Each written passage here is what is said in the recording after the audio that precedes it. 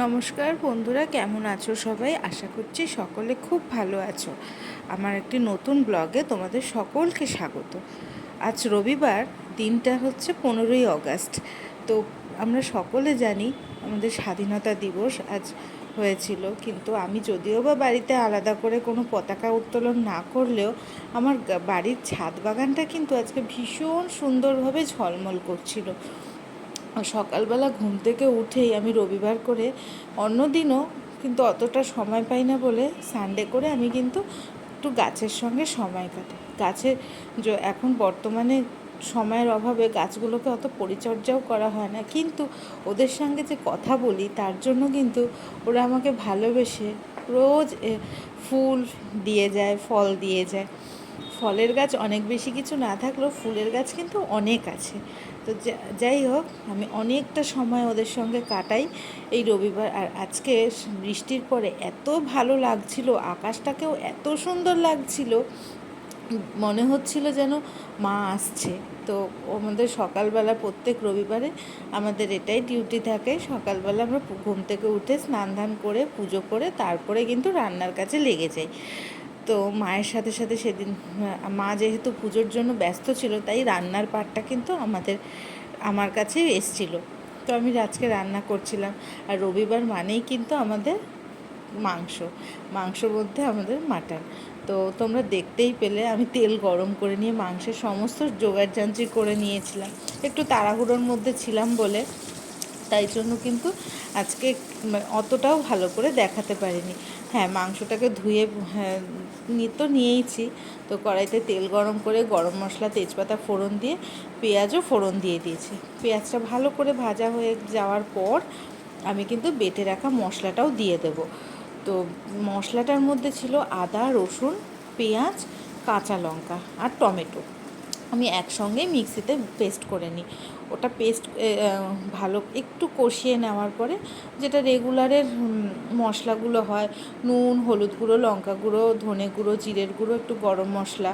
তবে বা আমি এখানে গরম মশলাটা একদম সামান্য দিয়েছি, কারণ আমাদের বাড়িতে খাসির মাংসটা সবাই এত পছন্দ করে, ওই মাটনের গন্ধটা ওরা কিছুতেই কিন্তু নষ্ট করতে চায় না। মানে মাটন নষ্ট বলতে তোমাদের ওই গরম মশলার গন্ধটা না হলেও তাদের চলে। তো মশলাটাকে ভালো করে কষিয়ে নিয়ে আমি কিন্তু দিয়ে দেব হচ্ছে আগে থেকে ম্যারিনেট করে রাখা পেঁয়াজ, তেজপাতা, সর্ষের তেল, নুন, হলুদ দিয়ে ম্যারিনেট করে রাখা মাংস। তবে বলে রাখি, আমি কিন্তু এখানে কোনো রকম ভিনিগার ইউজ করিনি। আর আমি এই মাংসটা করতে গিয়ে একটা জিনিস, তিনটে জিনিস আমার মাথায় আসলো। আমার মা আমাকে অনেক দিন আগে বলেছিল, যেদিন আমি ফার্স্ট মাটন রান্না করেছিলাম, সেদিন মা আর বাবা কোথাও একটু গেছিলো কাজের জন্য, তো আমি বাড়িতে একাই ছিলাম। আমি সেদিন আমার ফার্স্ট হাতেখড়ি হয়েছিল মাটনের। তো রান্না করতে করতে আমার এটাই মনে পড়লো, সেদিন মা বলে রেখেছিল তিনটে জিনিস মাটন করতে মনে রাখার জন্য। সেটা হচ্ছে, মাটন সবসময় কী করে বুঝবে কষানো হয়েছে, যখন নাকি কষাতে কষাতে মাংস থেকে হাড়টা ছেড়ে যাবে, তখন হবে যে মাটনটা একদম ভালো মতন কষানো হয়েছে। আর কালার দেখলে বোঝা যায় মশলা কি কম বা বেশি হয়েছে।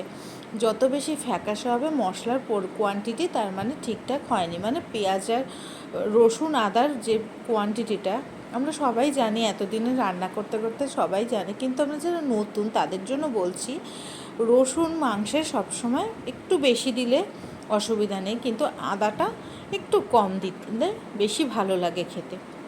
তো এটা গেল দুটো জিনিস। আর 3 নম্বর হচ্ছে, মাংসে বিশেষ করে মাটনের ক্ষেত্রে সব সময় গরম জল দেবে, তাতে মাটন ভালো সেদ্ধ হবে। এবং ওই যে জল দেওয়ার পর যে একটা শ্রিঙ্ক করে যায়, সেটা কিন্তু হবে না। মাটন আরও বেশি নরম তুলতুলে হবে। আর যত বেশি জলটাকে ফোটাবে ধিমি আছে, মাটন তত বেশি সফট এবং জুসি হবে। তো আমি সেই মতোই রান্না করেছিলাম, সেই দিনের কথাটা আমার আজও মনে আছে, তাই আমি তোমাদের সঙ্গেও শেয়ার করি।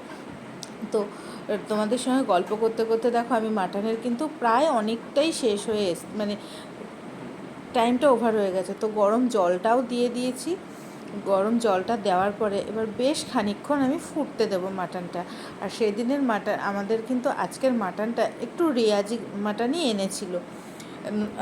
তো মাটনটা ঝোলটা যত ভালো করে ফুটবে ততই ভালো করে করে কিন্তু মাটনটা আবারও বলছি যে সুন্দর হবে।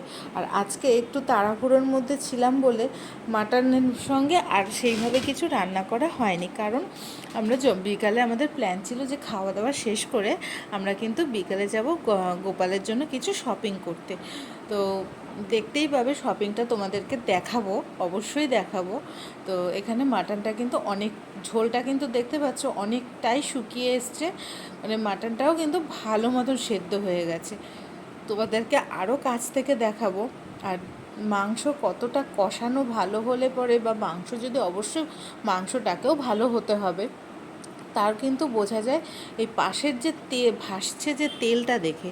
এই তেলটা যখন দেখবে খুব সুন্দরভাবে, যেটাকে রোগান বলে শেফদের ভাষায়, তো আমিও বললাম এই রোগানটা কিন্তু আমাদেরকে জানান দেয় যে মাটন কতটা ভালো হয়েছে। তো মাটন হয়ে গেছে। আমি এখানে মাটন আর একটু বেগুন ভাজা করেছিলাম। আমি বেগুন ভাজা খেতে ভীষণ ভালোবাসি। গরম ভাতে বেগুন ভাজা আর কাঁচা লঙ্কা, এটা আমার ভীষণ পছন্দের একটা খাবার। কিন্তু গরম গরম মাটন, মানে কচি পাঁঠার মাংস যেটা বলে, আর সঙ্গে যদি সাদা ভাত হয়, ওফ, তার মধ্যে রবিবার পুরো জমে ক্ষীর। তো খাওয়া দাওয়া শেষ করে বিকেলবেলা রেডি হয়ে নিয়েছিলাম যে গোপালকে নিয়ে যাব। তো কারণ গোপালকে এই কারণেই নিয়ে যাব যে আজকে ওকে কোন গয়নাটা পরলে বেশি ভালো লাগছে, তো সেইটাই আর কি দেখাবো। এই যে আমার গোপাল, ওকে আমি নিয়ে, এটা কিন্তু আমার ভাই হয় সম্পর্কে, মানে আমি তোমাদের গোপাল নিয়ে কথাটা বলে রাখি, এই গোপালটা আমার ভাই মানে ওর অন্নপ্রাশনে রাইস সেরিমনিতে গিফট পেয়েছিল, তো তাই জন্য ও কিন্তু আমার ভাইয়েরই তুল্য। তো আমি ভাই বলেই দেখি। তো ভাইকে আজকে দেওয়ার জন্য আমি কিন্তু ঠাকুর কর্নারে চলে এসেছিলাম। অনেকগুলো দোকান খোঁজার পরে আমি চলে গিয়েছিলাম বিদ্যুৎ জুয়েলার্সে। তোমাদেরকে ওই দোকানের ফোন নাম্বারটাও আমি দেখে নিতে পারবে আমার ভিডিওতে। দোকানটাতে ঢোকার পরেই মনটা এত ভালো হয়ে গেল, যা সুন্দর ব্যবহার আর তেমনি কালেকশান।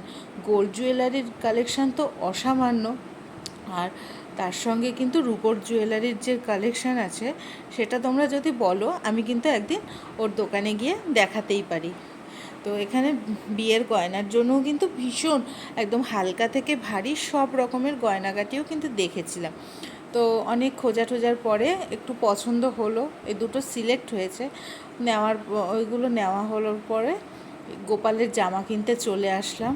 আজকে এত ভিড়, যাই হোক, গোপালের জন্মদিন, গোপালকে তো কিনে দিতেই হবে। তো সব কিছু সে দেখে টেকে নিয়ে এই দুটো আমাদের জুয়েলারি আর জামাটা নেওয়া হলো।